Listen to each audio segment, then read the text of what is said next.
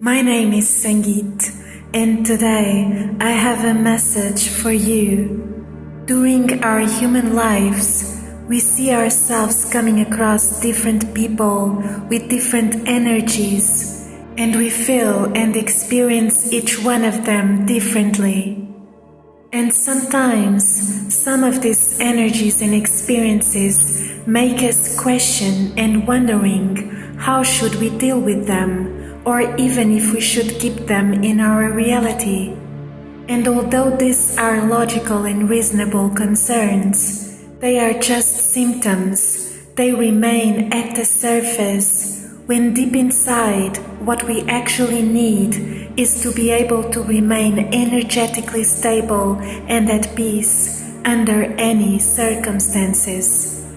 Each one of us have what we call a subconscious belief system, and we all constantly vibrate random negative and positive thoughts and beliefs, along with specific levels of consciousness. And then we meet, we interact, and the result shows up. If all the people involved, including us, are mainly positive thinkers, high vibrational beings, chances are that we have a very pleasant encounter. But if people are mainly the opposite, then we may have a total different experience. And we may think that all we have to do is to think positive, and therefore we will always attract the best. But here is the tricky part.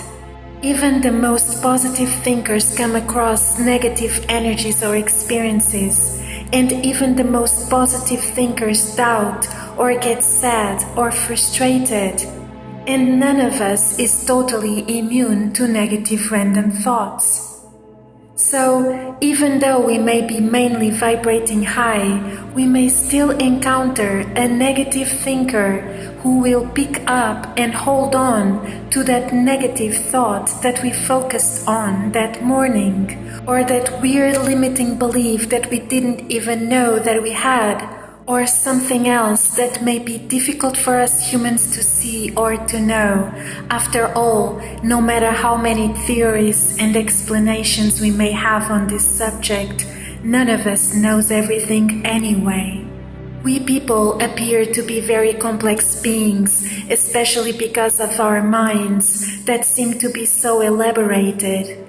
But if we pay close attention, we realize that mainly what we do when we speak and when we act is to match our own thoughts and beliefs, along with matching whatever is a match to us on others, depending on our conscious, unconscious, or subconscious choices. This is why we sometimes say that someone likes us, sees our potential, or makes us a better person, and sometimes we say that someone doesn't like us, makes us feel bad or depleted. We either pick negativity from the energetic fields or we pick the opposite. We either get to experience people who choose mainly one or people who choose mainly the other. So either we experience negative projections and we feel like we have to exhaustively defend and to explain ourselves and to constantly protect our energy, or we experience positive ones and we feel free to be and to express and to believe in ourselves. One takes away the hope, the other brings it back. And of course, the more we raise our frequency and replace our limiting beliefs, the more we may attract beings who also have a clear vibration and who will be able to match the best in them and in us. However, and because the world is a big mixture of everything, and we cannot predict every situation that we see ourselves in, whatever we attract or not, the most important thing is to integrate the entire spectrum and to choose to focus on the best out of everything, instead of waiting to manifest only perfect people and perfect situations, or to expect others to dictate how we feel. Now, going back to those initial concerns, do they still seem that relevant after all this explanation? Maybe we still wonder how we could deal better with a particular person, or maybe we still wonder if we should keep someone in our lives, but we clearly surpass all of that when we understand what actually matters. Keeping people is no longer a concern when we realize that what really matters is to keep our peace. If we feel that we have negative people or situations around as part of our daily life, instead of worrying about what to do with them, we decide what to do with ourselves and with our energy.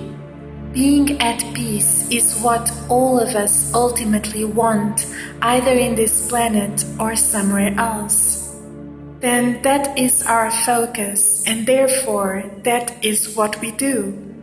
After a while, with this in mind, we cannot stay for too long in whatever it is that takes us away from it, and we become repellents of chaos, even when chaos is all there is in our reality. Yes, even when our reality is chaotic and we panic, if we are grounded enough and mainly at peace within, we instantly tell ourselves to have faith, while our energy pushes us into possible solutions. And even when nothing seems to work or nothing works at all, we still feel hopeful until the end, and ultimately about the end. So, should we keep seeing that specific person or those specific people? Should we even keep them in our lives? All of the answers to these questions will then come, and when they do, they no longer matter that much, because in the meantime, we had already shifted our focus and our energy, and we had already understood that how we feel is precious, and peace is our path and direction. So today, if we are questioning about a relationship, a connection that seems to be unhealthy, let's be at peace. Not the momentaneous peace that is dependent on circumstances, but the kind of peace that is to be cultivated, the one that is always available and that transcends us as humans. Once we feel it and embody it, then we no longer question, because we already know the answer.